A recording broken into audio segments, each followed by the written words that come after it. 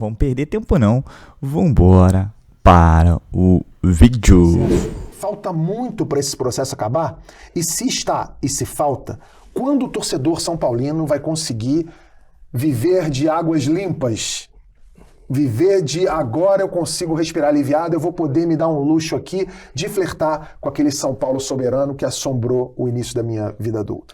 Legal, Tabet, eu preciso dar uma explicada. Quando eu fui candidato, se eu fosse consultar 10 pessoas me diziam o seguinte: você é louco entrar nisso, olha a situação do futebol e do São Paulo. Então eu cheguei, o São Paulo desmotivado, não tinha torcida, pandemia, não tinha marketing, não tinha receita, às vezes não tinha jogo, eu tinha 5 processos de transfer ban na FIFA. Quando eu sentei, eu senti saudade da TV Record e quase que eu liguei pro bispo lá e falei assim: me aceita de volta, porque era terrível o quadro. E nós começamos um trabalho de reconectar o torcedor. Então, no primeiro mandato, 3 anos, nós tínhamos a ideia de voltar à autoestima, disputar, ser competitivo e reconectar o São Paulo com o torcedor. E conseguimos, ganhamos o Campeonato Paulista, depois fomos a 2 finais, o Paulista de 22, o Campeonato Paulista nós ganhamos em 21. Em 22, o Paulista vice-campeão, Sul-América vice-campeão da Sul-América, em 23 a Copa do Brasil em cima do seu Flamengo, ganhando bem no Maracanã, e depois em 24 a Supercopa. Portanto, essa reconexão aconteceu, o São Paulo liderou em público, o São Paulo trouxe uma torcida com um viés popular, eu criei um setor popular, ou seja, aquela primeira fase foi importante. Aí a dívida deu uma subida. Por quê? Porque eu tinha que ter um time competitivo. Eu não podia atacar ao contrário. Eu vou atacar agora porque talvez eu não teria reeleição. Futebol pensa com conquista. Agora não. Agora eu tenho só um mandato. E agora nós fizemos o FIDIC, que é um fundo de capital. Nós estamos atacando. Quer ver uma coisa que dói meu coração? Eu acabei com o basquete, super campeão, mas me dava prejuízo. Acabei com o basquete. Infelizmente, fomos campeões da Libertadores. E estamos agindo de forma a se curar cada vez mais o custo. Eu acredito que nesse final de ano, balanço de 26, nós vamos ter um viés de baixa da dívida, que é 960 milhões, e vamos ter já um superávit. Ou seja, é o caminho de uma reconstrução. Só que eu não posso abrir mão de competitividade.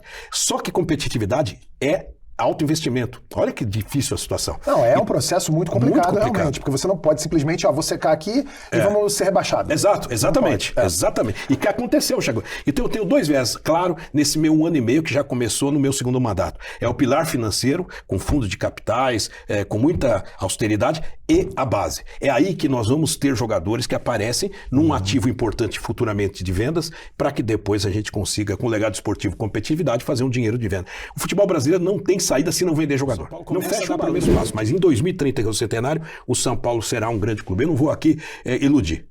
26 já vai estar bom. 27, porque 26 vai ser um ano muito difícil, mas 27 e 28 nós vamos dar os primeiros passos. Para 2030 dizer, o São Paulo hoje é um player mundial. Você falou da base do São Paulo, né? Conhecida e reconhecida por causa de Cotia, que volta e meia lança um moleque desse que arrebenta.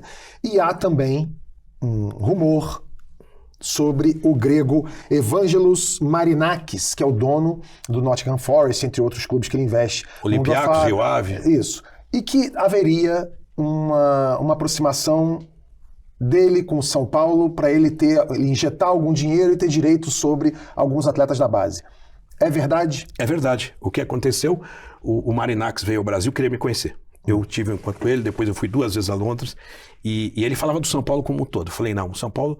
Ele falava do São Paulo como um todo, porque ele queria investir como SAF. Como SAF. E discutir isso para o futuro. Eu falei, olha, o São Paulo como um todo, eu não posso discutir agora, que ele é bem lá na frente. Né? Eu acredito que o São Paulo e qualquer outro clube tem que ter parcerias cada vez mais empresariais. Se é SAF, se é um outro modelo, nós vamos pensar. O que acontece, Tabet, hoje, é que existe um novo mercado que todo mundo percebe, mas tem que ter dinheiro. O jogador que vale muito hoje é aquele garoto de 17 a 22 anos. É o mercado prioritário. E esse jogador, eu já tenho um sócio invisível que não põe dinheiro.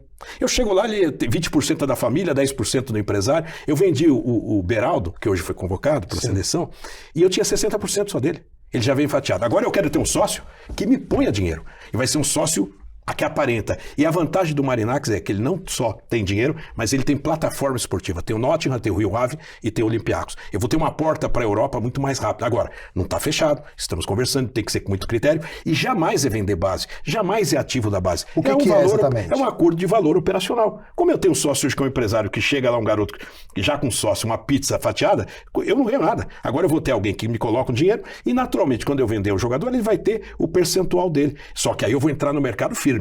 Porque eu posso chegar no semi-pronto, que está jogando no Norte, no Nordeste, no Centro-Oeste, e falar, esse menino de 17 anos, eu vou lá e contrato ele e põe na minha base. E você hoje não tem esse capital para investir nesse garoto? Eu não tenho esse capital, não tem. Quem teria esse capital seria... Palmeiras, Flamengo, e outros clubes. Então, tá falando que quem teria esse dinheiro seria o Marinacci, ele bota o dinheiro na frente, sim. Você traz esse garoto pro São Paulo, Isso. Você tem um percentual e ele também tem esse percentual, você consegue interromper esse fatiamento do garoto antes. Isso, é isso. A ideia é essa. A ideia é essa. E eu tenho uma coisa importante. Eu vou ser a gestão da decisão é do São Paulo, eu vou baratear minha folha, porque são garotos semi-prontos, muito bem, vai ter um scout dele também, que é muito profissional, e o nosso. Então, quando eu contratar um jogador de 18, 19, ele vai estar explodindo, eu vou pôr ele no profissional. Quando ele chega lá, ele vai ganhar os seus 50 mil, 60 mil, se der certo, 120. A minha folha baixa e ganha competitividade. E eu vou ter um ativo para vender. Imagine se eu tiver 3 ou 4 jogadores com nível para vender, cada um por 20 milhões de euros. É uma receita que eu vou dar superávit todo ano. E vou trazer jogadores e legado esportivo. Então, acho que é uma conta. A gente vem abordando esse tema já faz bastante tempo. Já vem dando perfil aqui, tem semanas, vocês sabem disso. Vocês que acompanham sempre o canal. Se você está chegando agora, você pode procurar aí os vídeos antigos, você vai ver. O André Hernan comentou exatamente ontem o que a gente vem falando aqui faz tempo. A apuração do André Hernan aqui, ó. Quem está hoje no departamento de futebol de São Paulo diz o seguinte: o São Paulo vai ao mercado, está observando o centroavante, jogador experiente, que tem bagagem de Libertadores, que faça um contrato curto até o fim do ano, custo baixo, salário baixo. Ou seja, exatamente o que a gente vem falando ao longo do tempo. E aí, muita gente questionando assim, Zanqueta, esse negócio do Ângelo não faz sentido. O São Paulo vai botar o Ângelo no profissional agora que vendeu? Como é que vai... Que assunto é esse? Que papo é esse? Tem certeza que essa informação está certa? Talvez tenham mentido para você. Então, vamos lá. O próprio Hernan, no mesmo programa do UOL que ele participou ontem, falou o seguinte. Toma aí para você ver a informação, se a informação que eu trouxe está divergente do que as outras pessoas apuram também. Abre aspas. A tendência é que o Zubeldia olhe para esse garoto, Ângelo, com mais cuidado e puxe ele para o time principal, para aproveitar o tempo que você vai ter, já que ele vai ter que entregar quando tiver 18 anos. Então, a informação aqui também do André Hernan, batendo com a minha, não só no que tange, não só no que diz respeito à contratação do centroavante, como também a questão do aproveitamento do Ângelo no time principal do São Paulo. Está aí para vocês verem que a apuração é feita, a gente tenta ao máximo passar para vocês o máximo de informações com a maior veracidade possível, e está aí a apuração de outros jornalistas sendo exatamente igual ao que a gente vem falando para vocês aqui faz tempo, inclusive. O São Paulo renovou com o menino Gustavo, né, que fez uma viagem e foi fazer um período de experiência naquele parceria que o São Paulo criou com o Stuttgart, Nicolas, desculpa. Inclusive é nome do meu filho mais novo, estou trocando as bolas aqui, o Nicolas Bosshardt, lateral esquerdo de 18 anos, que inclusive, caso haja algum tipo de movimentação do Patrick, tem uma certa conotação, tem uma certa cotação para ter oportunidades também, aos poucos, no time de cima do São Paulo. Ele assinou até 2029. Presta atenção, o São Paulo assinou com 2 jogadores até 2029. O Igor Felisberto e o Nicolas. Ou seja, são 2 laterais nas posições dele, considerados extremamente promissores. São os únicos 2 que renovaram até 2029, para vocês terem uma ideia de como as coisas vão funcionar. E isso também diz muito sobre o grau de expectativa que o São Paulo tem com o jogador X ou jogador Y, tá? Como eu tinha falado para vocês, o São Paulo foi muito mal avaliado no FIDIC, pelo parceiro de FIDIC, com relação às suas finanças, que é o Grupo Galápagos com a Outfield, que fazem esse relatório. Ah, mas como assim? Eles avaliaram o São Paulo péssimo no ano de 2024? Cara, o FIDIC começou agora, no final do ano, início de 2025.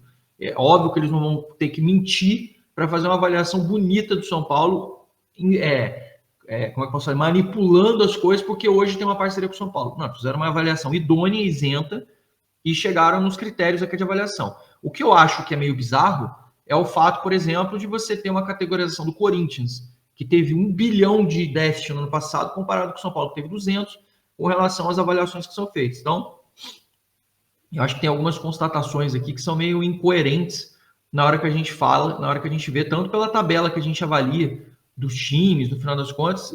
A pior do que o São Paulo aqui está o Inter, o Atlético Mineiro, o Vasco e o Corinthians. O restante está, por exemplo, Cruzeiro e Fluminense estão acima do São Paulo, aí entra Fortaleza, Grêmio, Palmeiras, Red Bull, etc. O Flamengo também teve uma queda, vários times tiveram queda no ano passado exatamente por conta dessa bagunça.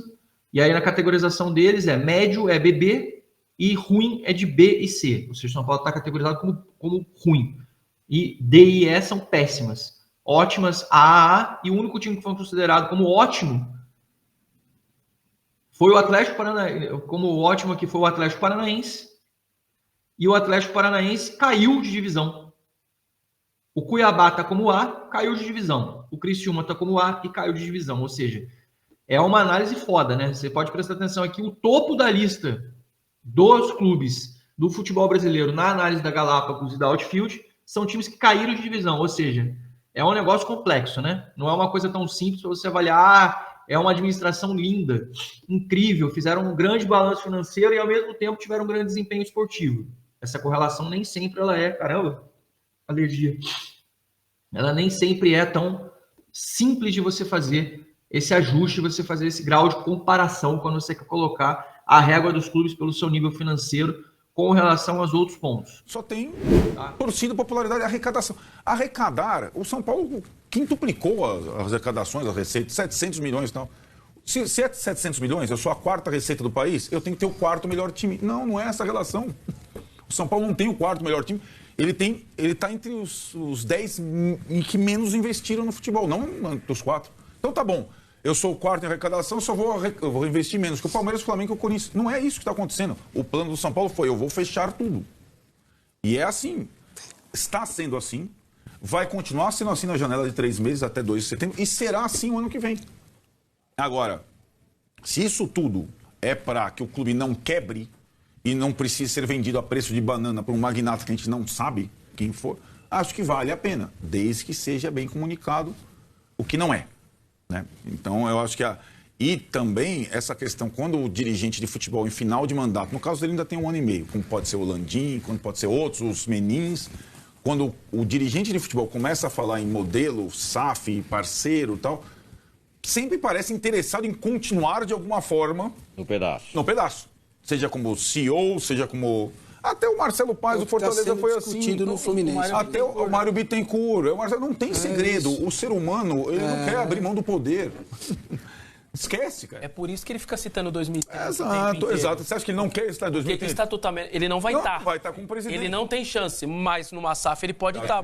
Ele não para de citar 2030. 2027 o São Paulo estará competindo com o Palmeiras e Flamengo e promessa que 2030 será um time... Beleza. Um clube muito saudável. Ok. Então, assim, para deixar claro que o São Paulo só está competindo com o Palmeiras e Flamengo na Libertadores por esforço, suor dos seus jogadores, que são limitados, e da sua comissão técnica.